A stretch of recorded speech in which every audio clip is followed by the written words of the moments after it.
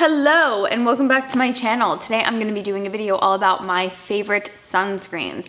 Now this is going to be coming from a standpoint of someone with a more acne prone skin type when it comes to sunscreen, and I do have eczema. So a lot of sunscreens, if they're a little bit more on the irritating side, I do find that they cause an eczema flare up or just some type of irritation reaction on my skin type.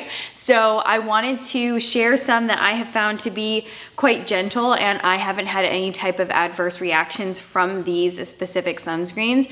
I also do want to let all of you know that when I'm trying a sunscreen, everything can be going great for, a couple weeks, and then by that third or fourth week, I start developing a reaction to it. So all of these have been tried for over a month or, more, and I really like all of these products. It's also pretty easy for me to differentiate the reaction from a sunscreen versus a skincare product that is in my day or nighttime routine, because when it comes to sunscreens, it's a very, uniform, almost pinprick reaction all over my face, and then the acne that I get from sunscreens tends to be all over my entire face versus in concentrated areas on my face. So with that being said, we're going to be covering some chemical sunscreens as well as mineral physical blockers, so lots for everyone to choose from in this roundup. I'm going to get started off with one from CeraVe. This is the CeraVe Hydrating Sunscreen Broad Spectrum SPF 30. This is the mineral tinted sunscreen from CeraVe. This one has quite a thick, moisturizing, a little bit on the heavier side of a formulation, but I do find it to be quite hydrating. The tint, I want to first and foremost say that most of the time it's pretty good of a match for me. If I'm a lot darker, like I tend to get during the spring and summer, it's a little bit more noticeable, but something that I can easily cover up with makeup. But if my skin is on the darker side, then it's not something that I can wear on its own, because I do find that the tint is a little bit more noticeable when my skin's more on the deep side. So just something to be aware of. If you are a little bit darker than me, it could perhaps be something that is more noticeable on your skin tone as well. All right, so like I touched on earlier, this one does have a thicker, more paste-like formulation, so it does take a little bit more time to blend in, but this one is packed with good for you ingredients. There's niacinamide in this one. There's salicylic acid. I'm not quite sure how much the concentration is in the product itself, but that helps with acne, and I never have any issues with clogged pores or any type of acneic reaction to this one. There's also hyaluronic acid, so it's moisturizing, and then it also has ceramides in it, which are the lipids that keep our skin barrier nice and intact. So this one feels very comforting, feels moisturizing. It does leave you a little bit more on the dewy side, so if you are someone who likes a little bit more of a glowy finish, I think you'll really like this one. But again, just want to emphasize it does take a lot of blend work, and if you are a deeper skin tone, it's going to show up a little bit more on your skin. I don't find this one to be invisible. I think that's something that you need to take into consideration with mineral sunscreens. I do find that they have to almost always be worn with makeup because they show up a little bit more. Next up is the Roche Posay. This is the Anthelios Mineral with an SPF of 50. Now, unlike the mineral sunscreen from CeraVe, this one has a very fluid, water-like, and lightweight consistency. So this one is actually extremely quickly absorbed. The white cast on it is not invisible, but a lot less noticeable than some other mineral sunscreens I've used in the past. The best thing about this one, in my opinion, is that it does set down to a matte finish, so it plays really well with any makeup that you want to put on top of it. Whereas with the CeraVe one being just a little bit more heavy, could potentially not be people who like to wear a matte finishes favorite, product to mix into the routine. But this one, dewy or matte foundation that you put on top of it, I don't find it to interfere quite as much. Again, with my skin tone. I still notice a little bit of a white cast, but I can really rub that in, and I don't tend to wear this one on its own. I always put makeup on top of it, so that's not quite as much of a problem for me. Now, some of the skincare ingredients that La Roche Posay highlights in this is their thermal spring water, and then it also has senna in it actually. So this is a tropical leaf extract that is known for being an anti-aging antioxidant on the skin. It's also a laxative as well. So I was kind of shocked to see that it can be used topically as well. But I'm always down for antioxidants in daytime skincare. So, you know, it's in there. But as a mineral sunscreen, really nice, lightweight, no acne, and I love the fluid water-like formulation because it's just super easy to mix into your skincare or makeup routine. So I just want to say, if you are somebody who is easily irritated by chemical sunscreens and you want something that's just a nice physical blocker, these are probably the next thing I'd recommend that you try, because mineral sunscreen tends to be the most gentle for my skin type personally. Now, I do have some chemical ones that I really like, so I'm gonna start off with this one from, oops, I dropped it, from Make Prem. This is their watery sun gel with essence moisture. What I love about this one is that it is very, very moisturizing. This one actually touts that it can cool the temperature of your skin upon application. I don't know if I really feel that much of a difference. I mean, if all my sunscreens are cold, they feel like they're cooling the temperature of my skin, but I guess this one's proven to do that. Now, this one is an SPF of 50, and what I really like about this one is that I feel like I tend to have a little bit more luck with Asian chemical sunscreens. They tend to not freak me out quite as much, but this one specifically really gives you that beautiful glass skin finish. So although it doesn't set down on the skin oily, I get this really nice, plump, shiny finish to my skin. I think it looks beautiful on its own or underneath makeup, and I like how this one is completely undetectable. It really blends right into the skin. So if you are someone that is concerned with being able to see the sunscreen on the skin, I think you will really like this one.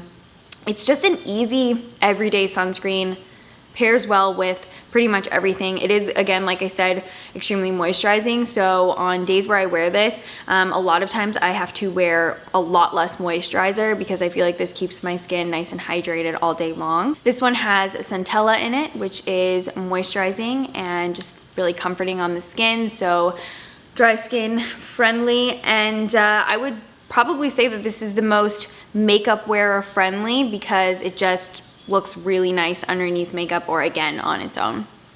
All right, so this is the Shisedo Senka sunscreen. I purchased this off of Michelle Phan's recommendation, and I've really been liking it. I've been using it for several months now. Now, this one is completely in Japanese, so if you want to find out more about it, you have to do a little bit of research, but according to Skin Charisma, this SPF 50 has moisturizing ingredients like glycerin, hyaluronic acid, butylene glycol, and then there's also some dimethicone in the formula, which I do find helps just give it a little bit more spreadability, and it blends out really nice onto the skin. Now, I do find that this one, although it is moisturizing, it doesn't leave you looking greasy or dewy. I don't find that I have to use any less or any more moisturizer depending on the day when I'm using it. It's just a really easy product to work into the routine. I like how it disappears into the skin and is quite undetectable, and I like this. I think it's easy. I like the little tube that it comes in, so yeah, it's a good one. It didn't cause any, reactions or acne, but do I find it to be especially, moisturizing or dewy or matte? No, it's just a good formulated sunscreen. I like that it's SPF 50 as well. Also, again, very makeup friendly with that one.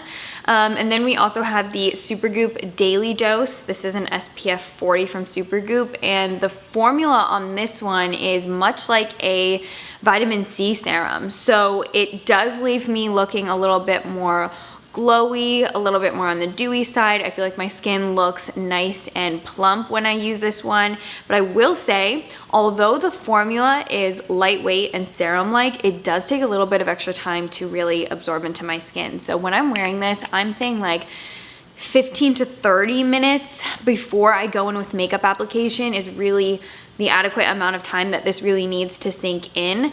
Once it's sunk into my skin, once it's absorbed into my skin, I don't look nearly as dewy. So, you know, upon first application, it's almost as though the product really sits there and needs some time to get all in there, but once it does, your skin is left looking really, like I said, just like bouncy and plump. So again, obviously this one has, you know, vitamin C, but there's also niacinamide and hyaluronic acid in there. So of course the hyaluronic acid is nice and moisturizing, and just overall has a lot of, you know, good products added to the formulation so that you get some added skincare benefits in this one as well. And again, very makeup wearer friendly. Now I also really wanted to mention the Megababe Beach Paint. Now this is an opaque physical paste that you put on your face. I have been getting really bad melasma mustaches for the past few years, and it could be, you know, 5 minutes in the sun and I already start to see it. No matter the sunscreen that I wear or if I have a hat on, it's just, if the mustache area of my face sees the sun, I will get a melasma mustache. And I started researching what products are available to help with that, and this is what has worked the best for me. So it comes in blue or like this like light peachy tone, but you can see it's just a straight up physical blocker, and I will just put this on the mustache area. It prevents the light from ever seeing that skin and causing the melasma from showing up. I think this is also really great if you have any active acne, so that the sun doesn't cause the, you know, hyperpigmentation or the skin around the acne to get darker. And if you have a birthmark or a scar or just something that you really want to prevent from getting darker from the sun, this has been so amazing. I can't recommend it enough. Obviously, when people see you with it on your face, on your mustache, they will always do a double take, but I mean, it really works. I don't have a melasma mustache anymore, so. Last thing I wanted to mention is a high SPF tinted moisturizer. I have recently been really liking the way my skin has been evening out more by doubling up on SPF. So I wear my daytime SPF with a high SPF concentration, and then on top of that I use a tinted moisturizer with another high SPF, and I find that that just really gives me adequate sun protection, and I'm noticing that the hyperpigmentation on my skin is not getting any darker. I just noticed that even with sunscreen, a lot of the times it was still getting darker, and you know, I feel more protected when I have 2 layers on my skin.